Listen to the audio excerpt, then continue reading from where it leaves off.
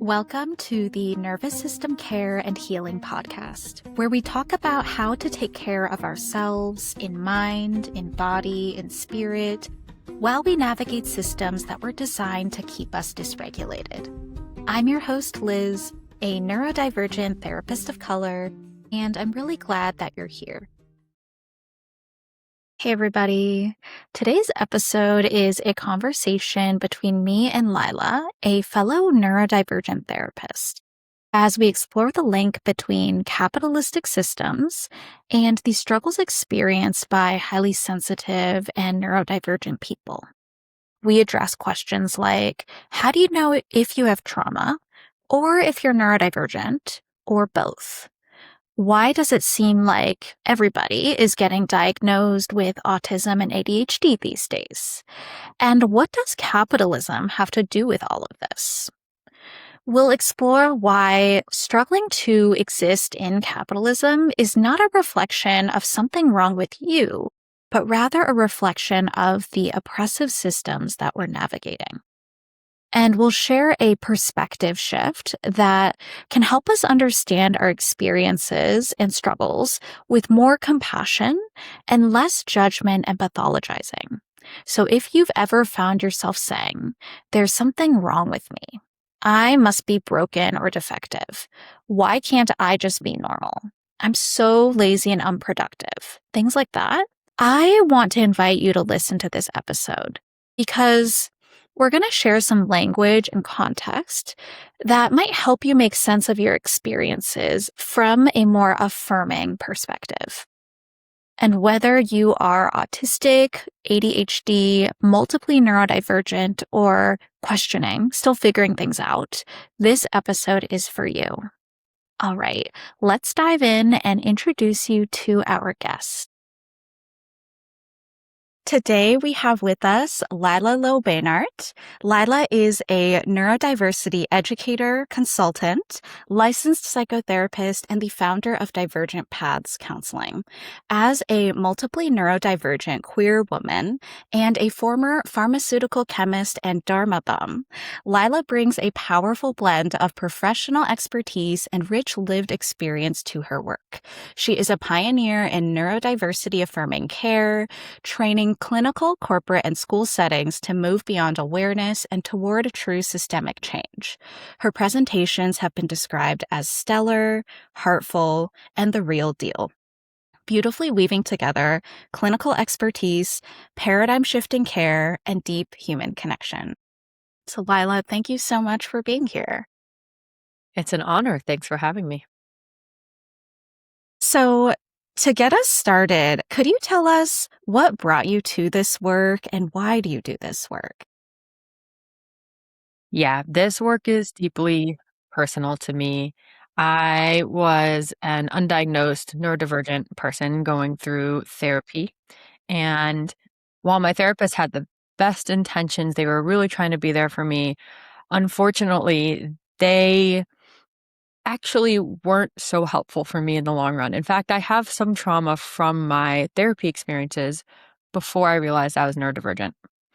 And that's what brought me to grad school, to becoming a therapist, to specializing in neurodivergent people, because I wanted to be the therapist that would actually support and help heal some of those trauma wounds that a lot of us as neurodivergent people have.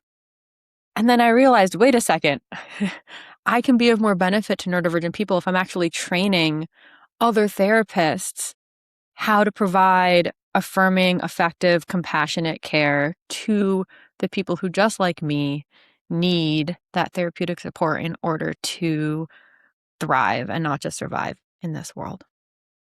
Well, that's amazing that you took that experience that was so unaffirming and even traumatizing and harmful, and then use that to kind of create something different that would benefit other fellow neurodivergent folks. And then eventually spreading that even further to train other clinicians, which just continues to spread that seed and expand the impact. Yeah, and I think it is unfortunately common that neurodivergent folks or folks with marginalized identities experience that, like, a place that they would hope to receive care actually ends up being harmful and oppressive in some ways. So I know we're going to get all into that, but thank you for sharing your story and how personal this is for you. Of course. Maybe we can start with like what are the pathology paradigms and what are the neurodiversity affirming paradigms, and how would you describe that to folks? Yeah. So the pathology paradigm is the paradigm that we're all living in. A good equivalent to think of it's the water we're swimming in is like racism is the water we're swimming in the US. It's like that.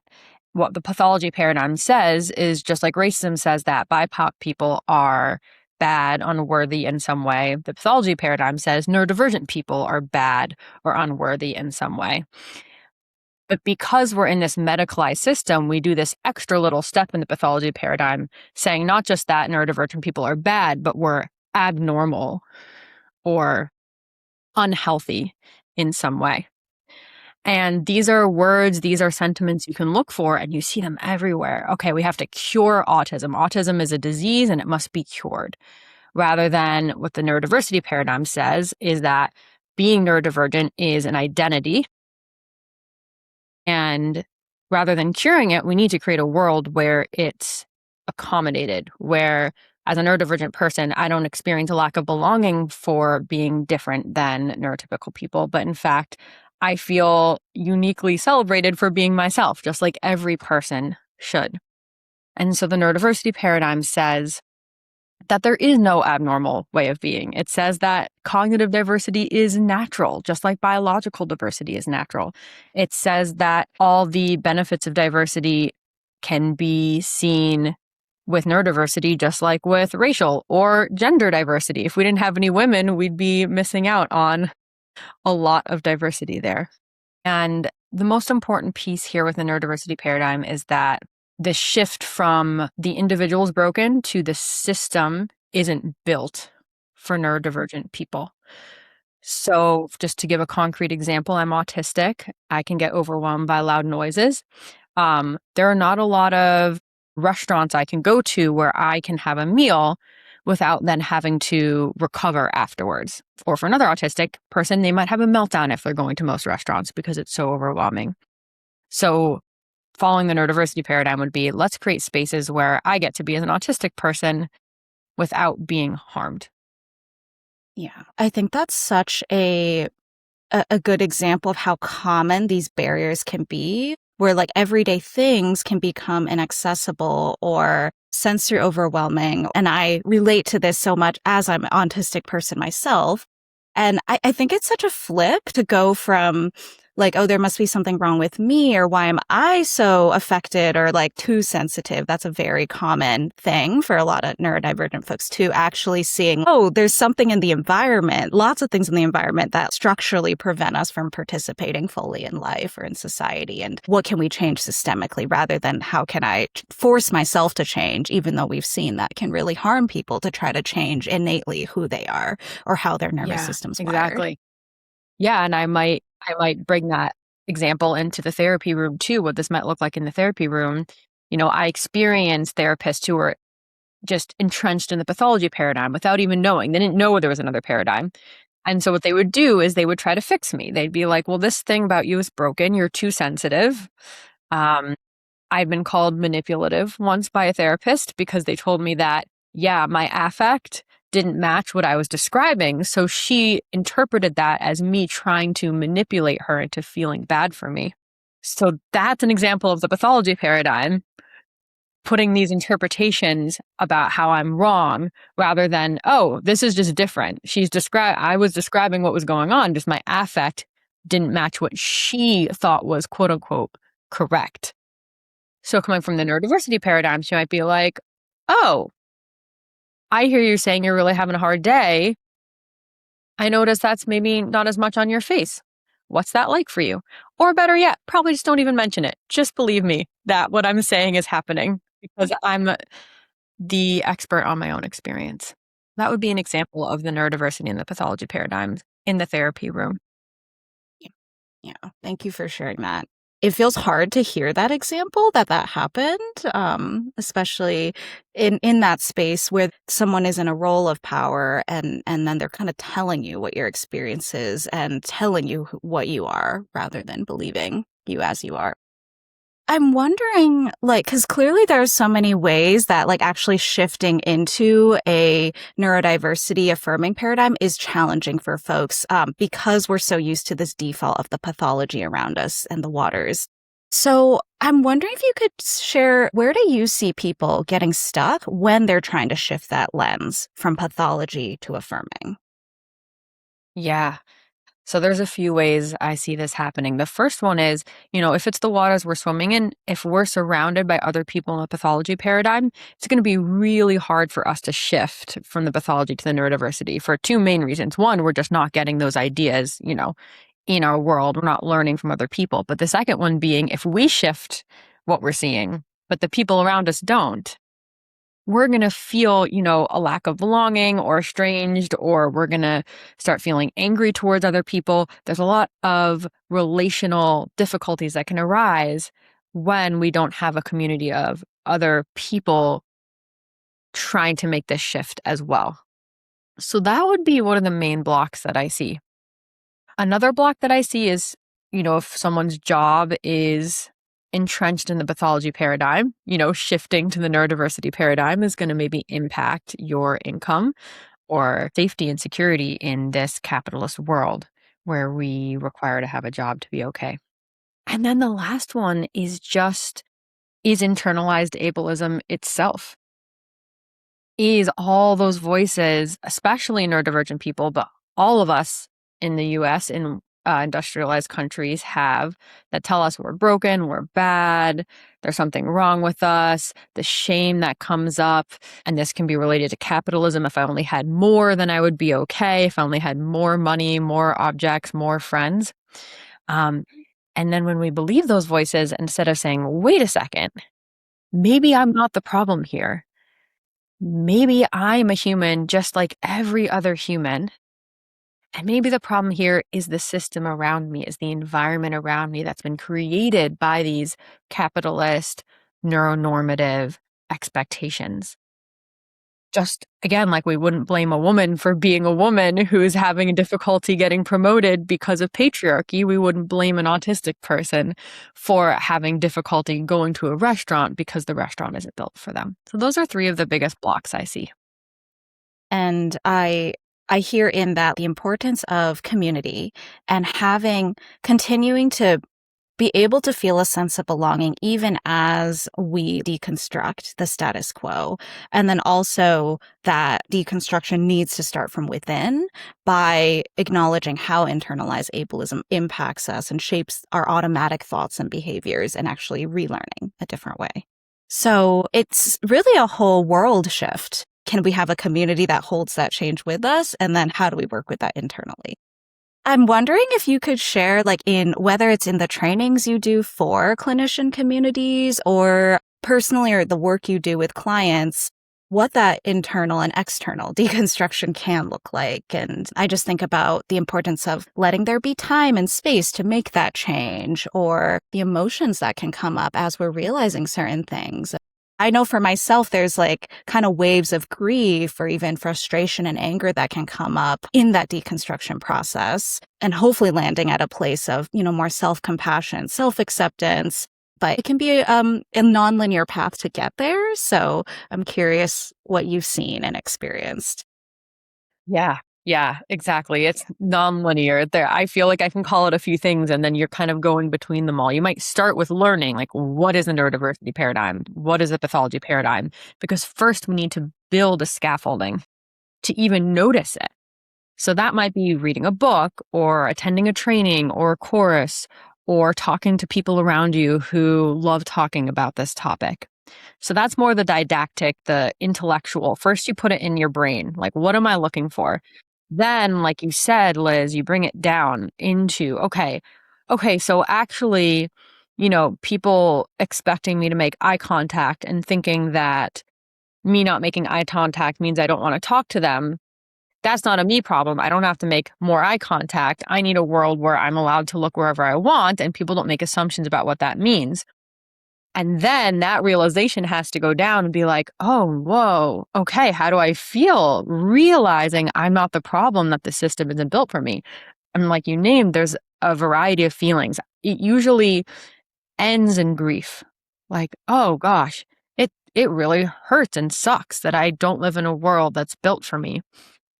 And there might be all the other feelings that go with that. The 5 stages of grief, including anger, including confusion. A lot of people are just very confused, and that confusion can feel very uncomfortable for a lot of folks. And then for clinicians, and especially maybe more neurotypical clinicians, where you actually lose privilege by doing this work, by beginning to notice the ways that you were given privilege that you didn't earn just by being neurotypical. I often see in those folks, there's this more intellectual understanding for a while until you're starting to really get it in the neurodivergent people around you. And then you start to have more of those grief-related feelings. But I've noticed it usually takes longer and requires more work because it doesn't impact you directly as your neurotype. And that's a really interesting point. I hadn't thought about it that way, that perhaps the deconditioning and unlearning for someone who thinks they're neurotypical but then realizes they're neurodivergent versus someone who is maybe more in that neurotypical end of the spectrum. That would be a bit of a different journey, but hopefully arriving at a similar place of simply more compassion and understanding and curiosity. Yeah, exactly. As a high masking autistic person, which is why I was late diagnosed, for me, it was very relieving to realize I was neurodivergent and to do that work of unmasking and embracing the neurodiversity paradigm. But I've lost privilege as I've done this because I don't act as neurotypical now. I still pass as a neurotypical person for the most part, but I don't as often. There are times and places and moments where I'm not passing anymore. And that is a way that I've lost some privilege by doing this work. So that is also something that, I've had to grieve, and people have to grieve if they choose to go down this path. But I'll say on the other side of the grief is a deep connection to myself and the joy of authentically being myself in relationship, fully being seen, learning how to care for myself. So I don't want to say it just ends at the grief. It keeps going to wonderful things on the other side.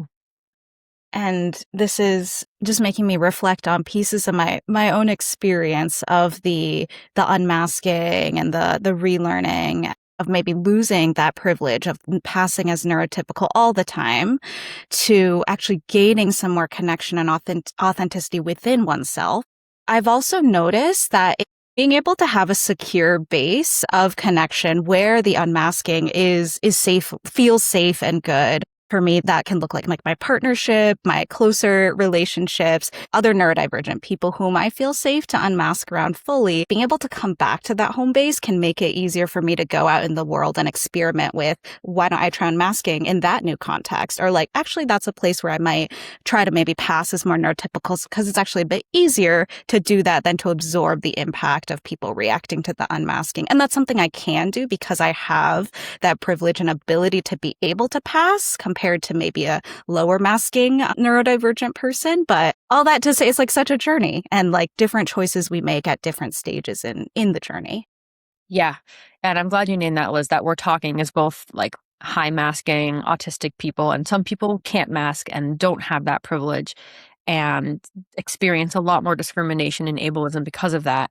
And in the therapy room, both of us can experience discrimination in different ways. If you're low masking, you might be more obviously trying to be fixed. Okay, if you can just do this behavior, you're going to be quote unquote more normal, more healthy. For high maskers, it's more subtle in the therapy room where you might be experiencing that discrimination without realizing it. It might be more in the, I expect you to be a certain way. And when you're different than that, the therapist is having reactions or trying to control you back into this way that their expectations are. So I just wanted to name those experiences that, your listeners might have in the therapy room. Absolutely. It can look different ways and be difficult in different ways, but all coming from that similar thread of ableism. That brings up another question I hear a lot from folks that I feel like I navigate all the time, which is, there's the neurodivergent experience and neurotype, and then there's also the impacts of trauma. the Venn diagram of trauma and neurodivergence is essentially a circle because so many, let's say like autistic, ADHD, sensory, neurodivergent folks, they are that neurotype, but they also experience trauma just inherently because they're living in a world that doesn't accommodate that type of nervous system.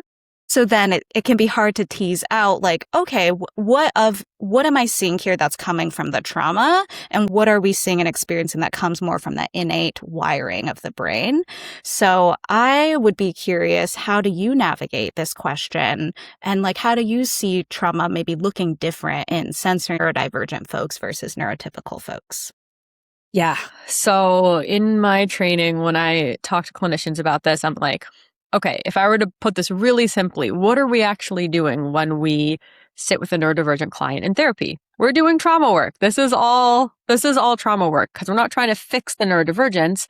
We're trying to help this person recover their mental health where they may be suffering because of all of the effects of trauma. So, you know, in a capitalist society, we are all experiencing trauma to some degree. Just the notion that our very livelihood depends on being able-bodied enough to get work in the US.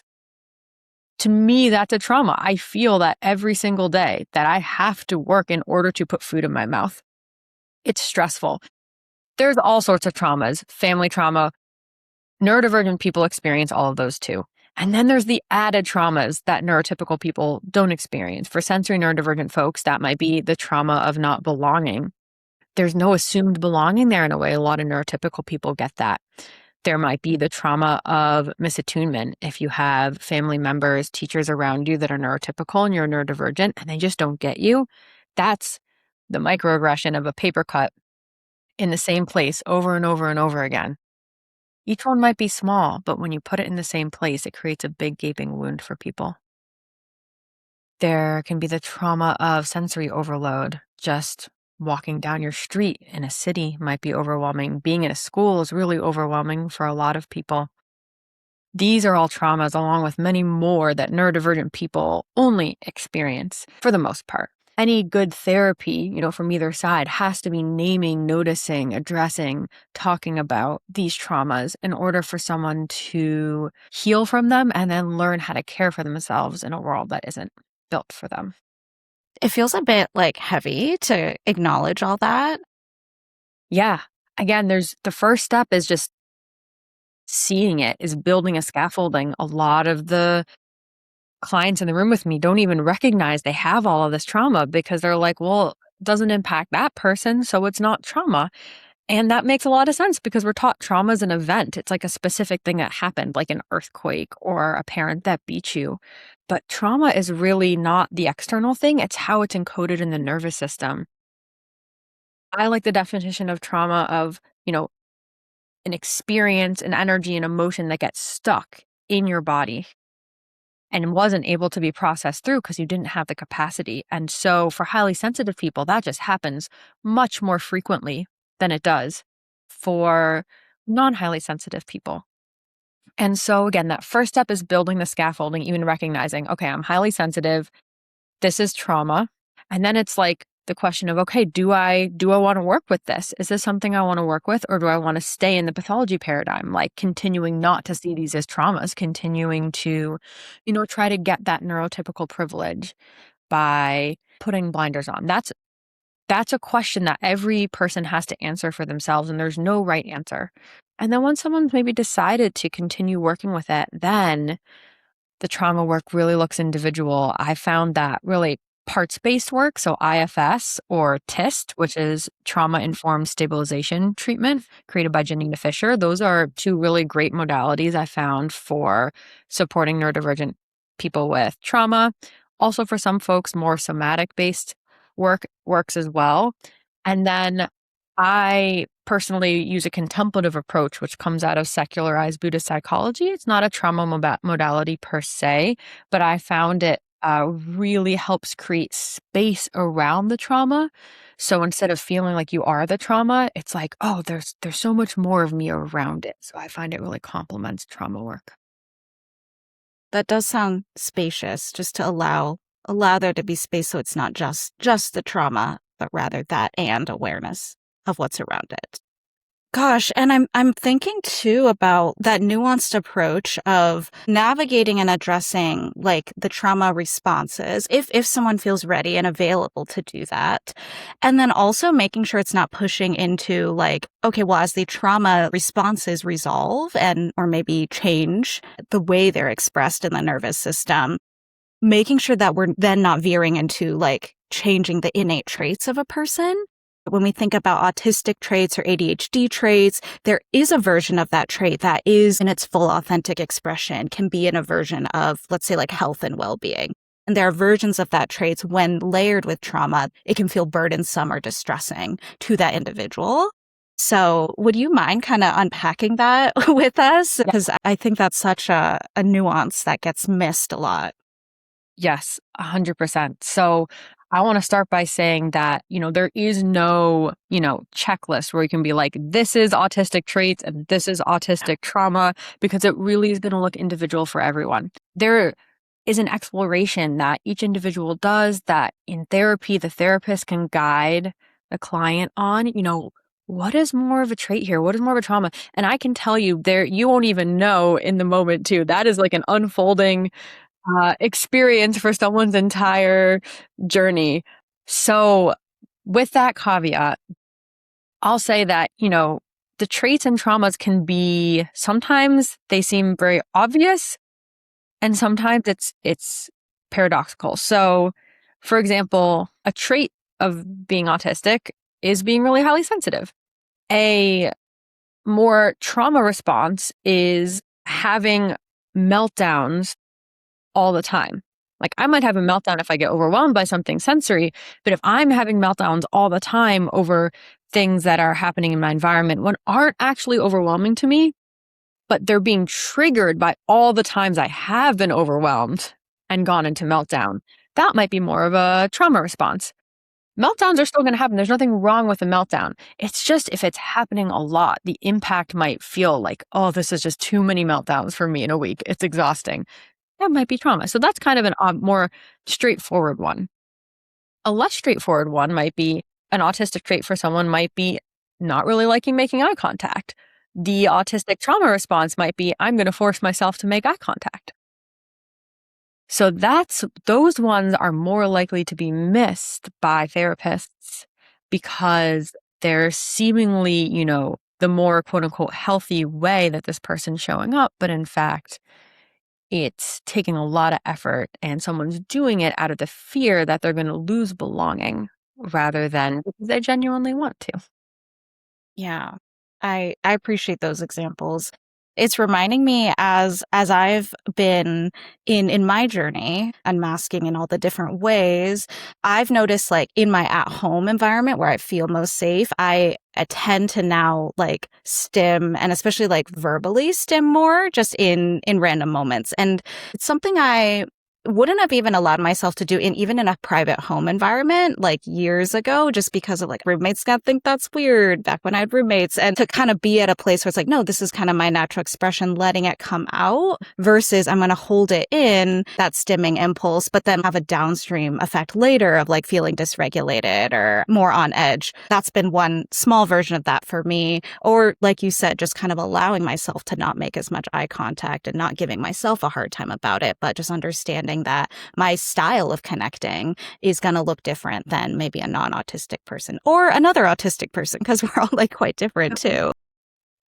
I think that's a really helpful way of looking. We kind of have two nervous system states. If we're really shut down, that's an indication there's a lot of trauma. If it's like, wow, it's really hard for me to do the things that are important to me, it's really hard for me to connect with people, that's an indication there's trauma. And then there's what you're describing, that more hypervigilant state of even when I'm by myself in my own house, there's this fear that I'm doing it wrong or being weird or bad in some way. And maybe moving to this place of, this is my authentic self without as much of the baggage of trauma. I had never experienced that, so I didn't know it was possible. So a lot of you listening might not even have ever experienced that in your life if you're a highly sensitive person who is experiencing trauma as soon as you were born from literally the lights in the hospital and the noises in the hospital. It might have been overwhelming. So just to describe a little bit of what that's like, so you maybe have a flag post you can move towards.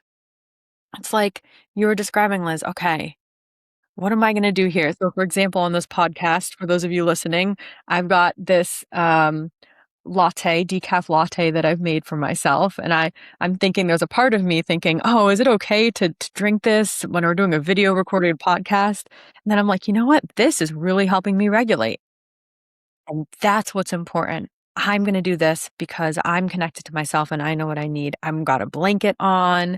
I've got everything I need here to feel like I'm taking care of myself. And rather than getting worried about, what others think and then not taking care of myself and getting dysregulated, I'm prioritizing my own self-care and my wellness. And being able to get to that place is maybe a place where you've got less trauma and more just the neurodivergent self that you are. Yeah, that's something I really appreciate too about when I've seen other people like be unmasked in their own unique way. I think it reminds and inspires me like, oh, look, Lila's making herself comfortable. So like, why can't I? And then there can be a ripple effect if the unmasking is maybe visible to others. And sometimes it's maybe less visible, but it still has that internal impact. And also, this is an example of how it can seem simple, like even a simple thing like, oh, enjoy my drink on a video call. There can be so much complexity and like unpacking that goes behind something that seems so simple. Yeah, 100%. So, one of the questions that I'm excited to talk through is this idea of capitalist disablement. And these are terms that I haven't heard put in this way until we talked a bit about the theme for this podcast. Lila, could you tell us, what does capitalist disablement look like? How could someone recognize it in themselves? And why is that relevant to our conversation today? Yeah. So capitalist disablement impacts all of us in capitalist countries. It's this notion that as capitalism continues to ramp up, our resources are being extracted from us. So cognitive labor, emotional labor, sensory labor, those are all being asked more and more and more of us. If you think of nowadays, we are required to do email, we're required to interact with a vast number of people depending on your job. We're asked to think of specific examples in your job where you're like, well, it's just a lot.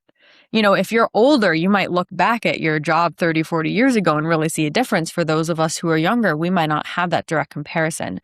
But the trend really is we're asked to do so much work that when we get home, a lot of us don't have the energy to do the things that are important to us in our value system.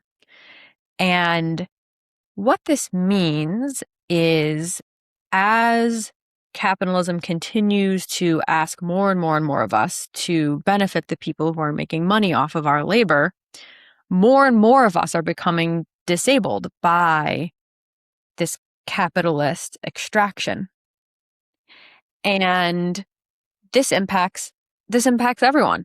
Anyone can become disabled. Those of us who are highly sensitive and neurodivergent, however, we are often the first ones to become disabled by capitalism. We are the canaries in the coal mine in that way, because the types of ways we need to take care of ourselves are in direct contradiction to what capitalism wants. Capitalism wants us to be a machine. It wants us to be predictable, 45-hour-a-week workers. And as a highly sensitive person, I am not a predictable worker. I have all sorts of feelings and moods and depths and spiritual experiences that don't fit into that clock. And so I become disabled when I'm expected to work 45 hours a week, but I can't. Yeah. Graphs and data I've seen of how, as let's say cost of living has increased in the world, and let's say our capitalist country, the US right now, the minimum wage has absolutely not kept up with that. Wages haven't grown with the rate of overall cost of living. And so then that adds this kind of mathematical impossibility of people feeling like they're on this hamster wheel of work and pushing themselves to or beyond their limits, only to kind of just make it to the next month or next 3 months. That's something I've seen and heard a lot for folks.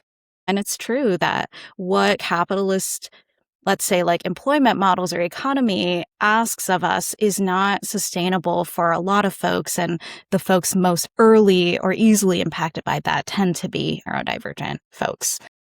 Yep. And so then what this means is that we're seeing like more and more people wanting to get neurodivergent diagnoses. And the main reason for that is because, a lot of femme people, BIPOC people, high masking, highly sensitive folks were missed by these diagnostic criteria. So definitely hear me saying that that is happening, and people are finally recognizing their neurodivergence and getting the diagnosis they need to understand themselves. And at the same time, I see more people seeking out a diagnosis that maybe in the past wouldn't have felt the need to, because they are being disabled by the society and want to understand and have a framework for why, instead of them being bad, the society is not built for them.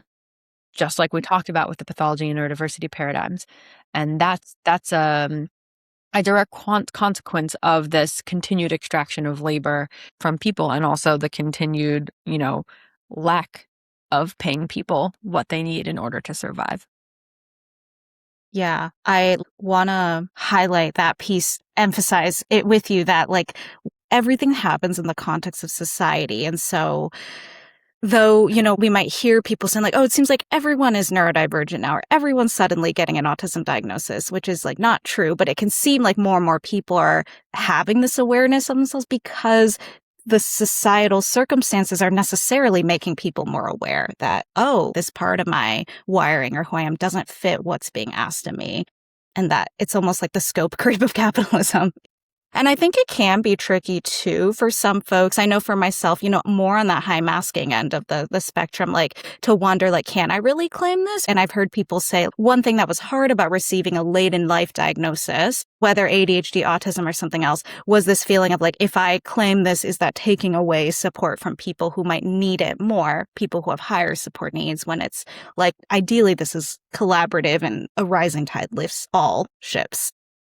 Yes, yes. Sometimes I see that narrative out there. I see it more from parents of high support needs folks than from high support needs folks themselves, that somehow us low support needs autistic people are taking away resources. That comes from that capitalist limited resources mindset. Oh, there's only 100 pieces of resource. So you low masking people, you're taking 90 of them. There's only 10 left.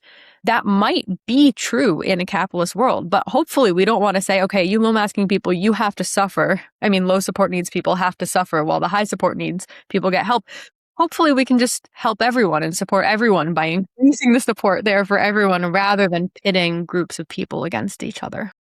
Who are in fact each other's like best allies. Yeah. I know we made this episode with the hope it could be a resource for both neurodivergent folks, the people who take care for and love them, and also like clinicians, practitioners who support these populations. And who better to learn that from than people with these lived experiences ourselves. So, Lila, could you share with us, what is one way that you like to take care of your nervous system? Really, one way I already mentioned is hot drinks. I love hot drinks. I love flavored drinks. I have gotten into making simple syrups. So I have, this one's a decaf latte with a lavender and a tarragon simple syrup in it. And those flavors just make me so happy. I love them. And then, if listeners are interested in learning more about your work or connecting with you, where can they find you? Yeah. The best way to learn more about me is just my website, www.divergentpaths.com. And you'll find lots of resources, articles that I've written there, more about me. You can always reach out if you want to share how this podcast impacted you, or you want to see if we want to work together as in therapy, or you want to hire me to do a custom training for your mental health organization. Or if you're a therapist, I run lots of trainings. So I run a 24CE flagship training. Those happen about twice a year at the moment in 2026. And I also run 1 hour monthly trainings if you want to just get a taste of what it might be like to learn more about the neurodiversity-affirming paradigm with me. Lovely. So many different forms of support for the community, which is amazing. So we'll leave those links in the show notes so people can check out Lila's website and work. And I've heard great things about all of it, and especially the trainings for clinicians. It's helping create that new paradigm and bringing resources to a field that can be quite outdated and behind the times. Yeah. Well, thank you so much. And thank you all out there for listening. Hope this is helpful. Thank you so much for listening to the Nervous System Care and Healing podcast. If you enjoyed this episode, be sure to follow or subscribe on whatever platform you use to listen to podcasts. And if you ever have a few minutes to leave a rating and review, it would mean so much to me, and it helps other people to find the podcast and spread the care. Please remember that this podcast is not a replacement for therapy, coaching, or professional mental health services. The information shared here is generalized, it may not reflect every individual nuance, and it should not be interpreted as personalized mental health advice. So please do seek out additional support if you need it. Take care and be well. This is Liz at Nervous System Care and Healing.